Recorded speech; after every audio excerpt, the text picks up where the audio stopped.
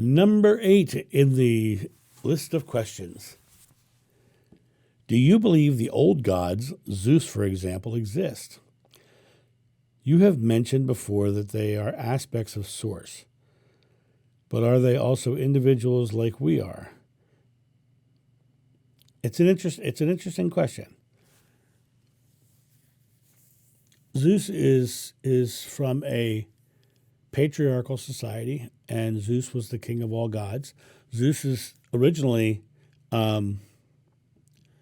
many people believe he was the model for the Christian God. That's why you see God with the white beard and on the clouds and everything, because it's modeled after Zeus.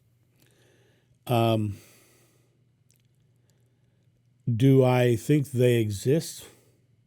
It's an interesting question. I don't think it matters because I don't believe in the hierarchical structure of gods. I don't believe that the oneness of God is any greater than my own individual self. I believe that I am part of that oneness of God, and though I'm here experiencing the other side of a veil where I can't see that oneness as clearly, that does not make me any less valuable or any lower down the totem pole. I think that if there was a Zeus in history, he was probably a man who was here experiencing his separation from God, separation from Source. But he did great things while he was here, and he was deified. And over the years, over the centuries, the telephone game made him out to be the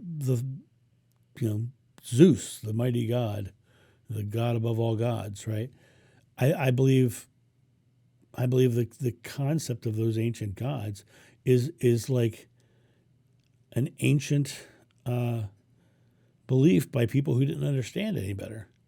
And then I also believe, because everything was through oral tradition back then, that just like every fisherman's story where the guppy becomes the whale, over time the story gets bigger and bigger and more embellished. And that's the key, is to realize that all of these gods are probably just stories of great people. They believe there was a King Arthur. Do you know why they believe there was a King Arthur?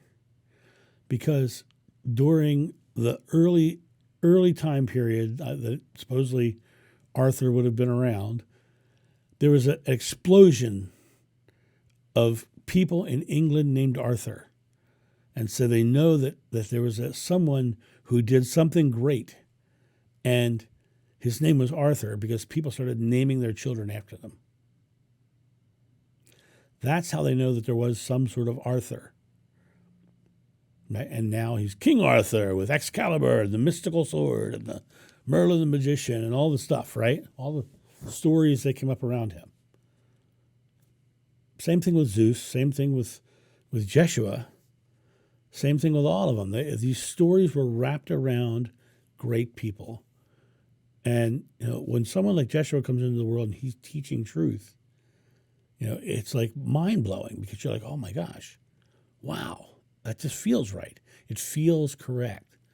And people start to experience drastic things. I often, and I want to go back to yesterday's video. And I've mentioned this in other videos, the town of Beth Shean. No healings could be done in Beth Shean because they knew he was the son of Joseph the carpenter. And because they knew he was the son of Joseph the carpenter, they couldn't believe the carpenter's son could heal them. So they didn't have faith.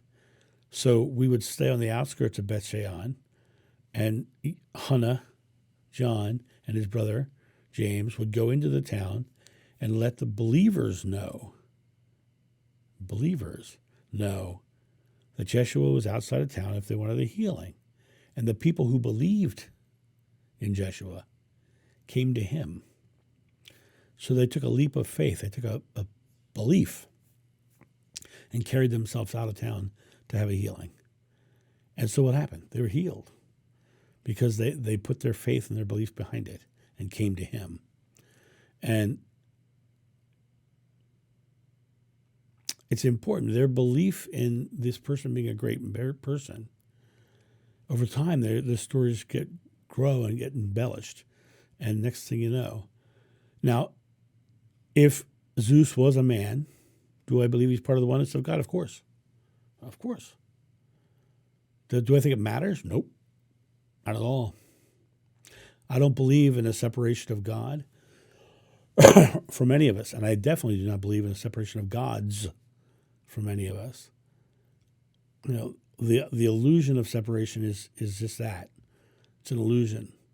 Because our creative self, our thing that creates every day, in every moment of our life, our beliefs, our thoughts, are us creating. We're just unaware of how we create. And when we step into the role of creating consciously and presently, then we're going to have amazing experiences. So that's my thought on that. You guys have a great day, and I'll talk to you soon. See ya. Bye. Thank you, my friends, for watching this video. If you enjoyed it, please make sure that you've subscribed and you like it, you share it, but also comment below it. Let's get this community talking about these topics and spreading this information out far and wide so we can change the world for the better. Thank you.